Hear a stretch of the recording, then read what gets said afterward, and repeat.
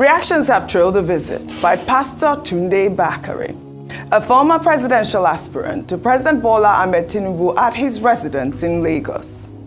Bakare stated after the meeting that his lifelong vision is to see a Nigeria that works, emphasizing that he shared his thoughts on this with the president.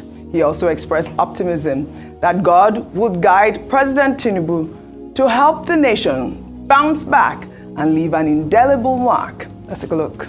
Well, it's not about just reservations. It's about how the country will go well. My personal vision is to see a nation that walks in my lifetime. And those things I've discussed with Mr. President. They're not hidden things, but I've learned that when you discuss with the person in charge, you leave it with him to do whatsoever he wills with what you have suggested. So I've had a private conversation with Mr. President, and I'm glad that he received me well, and I trust that God will help our nation. What transpired in my discussion with him stays with me and with him. God guiding him and giving him wisdom will help this nation not to slide or go down the drain, but to bounce back so that it can leave a mark that cannot be erased. Well, all right. Well, this meeting comes just weeks after Bakare publicly criticized the president, urging him to stop playing God and embrace humility in governance. Bakare accused Tinubu's administration of steering Nigeria adrift, descending into tyranny, and demonstrating a brazen abuse of power. He specifically pointed to the National Assembly becoming a haven for legislative rascality and a rubber stamp for the executive rather than upholding constitutional governance. Let's take a look before we take some reactions. Mr. President, it is through your influence that the Nigerian National Assembly has become a haven for legislative rascality. Mr. President, it's under your watch that the National Assembly has become an extension of the executive, grossly violating the principles of separation of powers and rubber stamping the whims and caprices of your office, all while singing the international anthem of self-governance on your mandate we shall stand. I say, Mr. President, Nigeria is too delicate for this kind of politics. If this state capture was what you meant by a Milokan, it is an anticlimax that can only be counterproductive at the end. I urge you, Mr. President, to think deeply and reflect on these words. No man is wise enough, nor good enough to be trusted with unlimited power. Mr. President, please stop playing God. All right, I had to play this video side by side with the visit because obviously that's what caused the reaction, because I believe this comment was, back in April, just a few weeks ago. And of course, Nigerians have reacted to the visit and his statement there where he made after he visited the president yesterday. Let me take this tweet from JJ, who wrote, "Everyone is just fighting for his personal interest and pocket. Nigeria lacks leaders with conviction and personal integrity. They say one thing today, tomorrow you see them doing other things, e.g. Wike, Buala, Reno, Shehu Sani, and now Bakare. It's indeed pathetic, and you'll understand why." But after he's a man of God, after that meeting with President Bola Ahmed Tinubu at his residence, I believe, he's now adopted a more, conciliatory note and all of that. Bye, our favorite Nigerian wife. Go ahead. He's been extremely vocal even since May 2023 about how he felt about the election. Yes. He expressed how he thought it wasn't a free and fair election, yes. How he felt that he didn't agree with President Tinubu's values. So this has been consistent from him. Well, since he won't tell us what happened in the exchange, we now have to speculate and assume. It would have been nice for him to just give us a summary of some of the key points addressed in that exchange, because his body language shows us that he didn't go in with the same fiery opposition spirit that we've seen him express over time. Again, it's all assumption, but I would have hoped. See, I don't.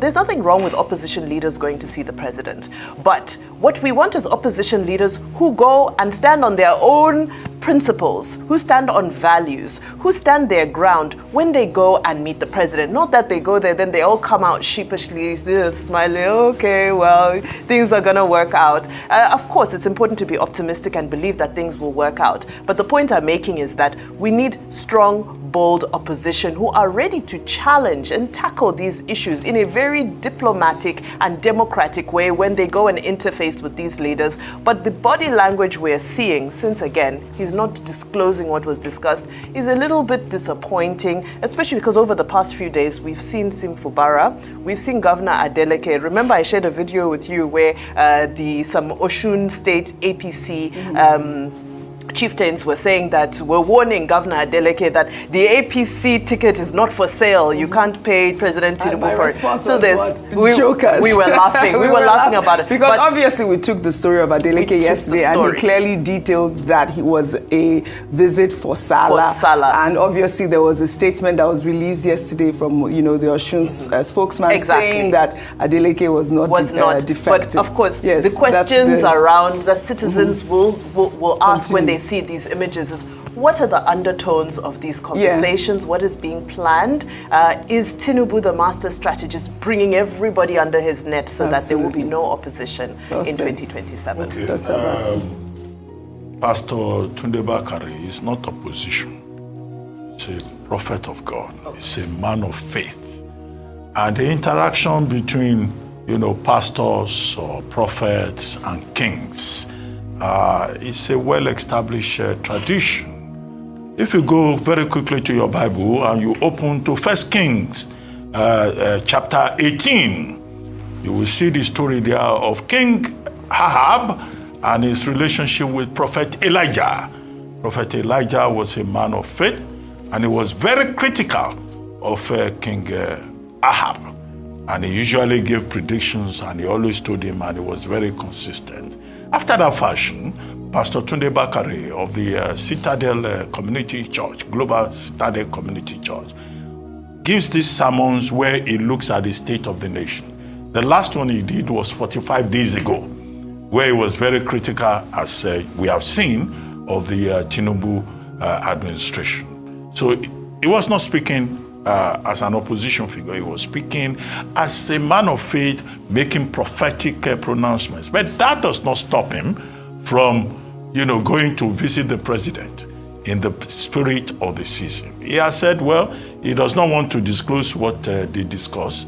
It stays with him. It stays with President Tinubu himself. But whatever message that he has delivered, he summarizes that his vision is that of a Nigeria that works. And that's what all of us are asking for. Yeah. We want a Nigeria that works, whether in the Northeast, or in Benue, or in Imo, or in Umukwata. Nigeria must work. For the first time.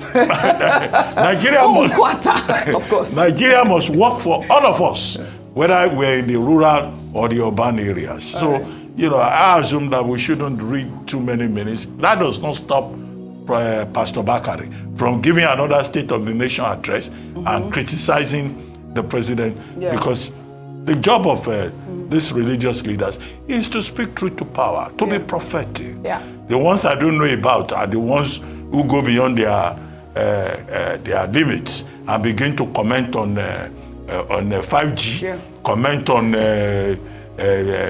HIV/AIDS, comment on COVID-19. Areas in which they don't have any competence. Right. But, it's okay. Well said. Well, speaking about spiritual... one second. Yes. Tunde Bakare is also an opposition. I was going to say... He's an aspirant. Yeah, I was just going to say. against President Tinubu in the last election. He was vice presidential candidate with President Muhammadu Buhari is an aspirant. So he's At opposing that point, to. they were in the same party. But he's opposing to. Did he run with him? He ran against him now. They were in the same party. So he's also an opposition leader. No, he's he right. didn't- he Vimba, I think you are right. He didn't to run say against that. Tinubu. He didn't run. In the primaries of this last election. No, he didn't run against Tinubu. In the primaries of this last No, not election. against Tinubu. So Tunde Bakare was not an aspiration. He withdrew from it. But he They too were was running political against associates Tinubu. in the past. But it doesn't the matter. So primary he's opposing thing to him now. We know him for is his evangelism. Yeah. But he's also in His job as a politics. pastor. He's also in politics. No, he's not Absolutely. in politics now. Absolutely. I was an aspirant in the last presidential he's election. not in He wasn't in politics. politics. Now All wow. right. I His guess- main job is as a pastor. A politician. I guess the sum up of this conversation is that yes, he's a spiritual leader and he's been quite critical. Only recently he was critical with the Tinubu administration, and I guess that is why she, described him as that's an spot on. opposition Yes, leader. yes, And of an course, opposition voice and he opposition was leader. in politics as well as a presidential aspirant.